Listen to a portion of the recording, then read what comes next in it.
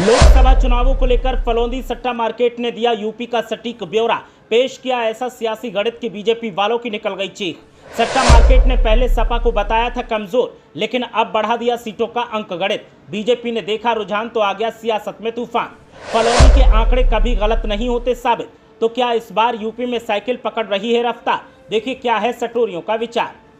लोकसभा चुनाव का आखिरी चरण बचा है और अभी से नफा नुकसान और हार जीत पर सट्टा लगाने का दौर जारी है।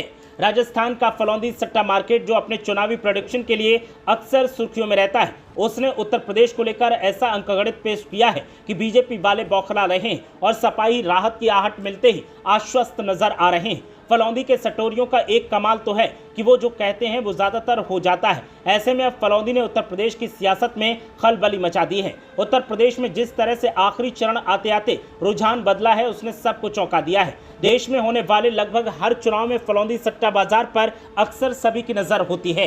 फलोंदी सट्टा बाजार की माने तो उत्तर प्रदेश में बीजेपी 2019 का परिणाम दोहराती हुई नजर आ रही है, लेकिन उसके सीटों की संख्या कम हो रही है और समाजवादी पार्टी की सीटों की संख्या बढ़ रही है। साल 2019 के लोकसभा चुनाव में बीजेपी को यूपी में कुल 80 सीटों में से 64 सीटें मिली थी। फलोंदी सट्टा मार्केट के मुताबिक इस बार बीजेपी को उत्तर प्रदेश में 60 से 65 सीटें मिलने का अनुमान है। वहीं फलोंदी सट्टा बाजार की माने तो उत्तर प्रदेश में एक बार फिर से समाजवादी पार्टी कांग्रेस वाले इंडिया गठबंधन को 15 से 20 सीटें मिलने का अनुमान लगाया जा रहा है। 13 मई को फलोंदी सट्टा बाजार की ओर से आए अनुमान में बीजेपी को 300 सीटें जीतने की बात कही गई। वहीं कांग्रेस पार्टी को केवल 40 से 42 सीटें जीतने का अनुमान था, जो कि 2019 के चुनावों में मिले 52 सीटों से भी कम था। बाकी की बची सीटों पर अन्य दलों की जीत का अनुमान था। हालांकि एक हफ्ते के बाद फलोंदी सट्टा बाजार का अनुमान फिर से बदल गया है।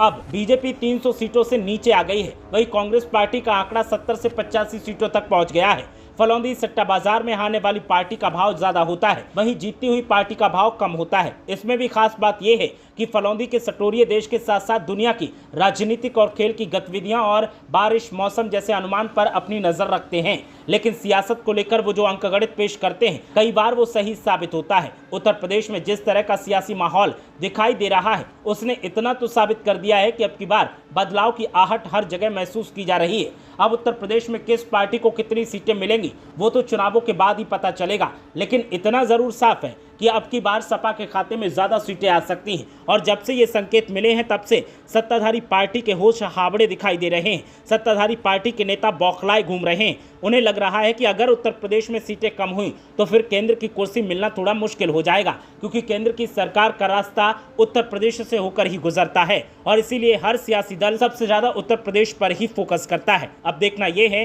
कि फलोंदी के सटोरिये सही साबित होते हैं या नहीं। ब्यूरो रिपोर्ट, मीडिया हलचल।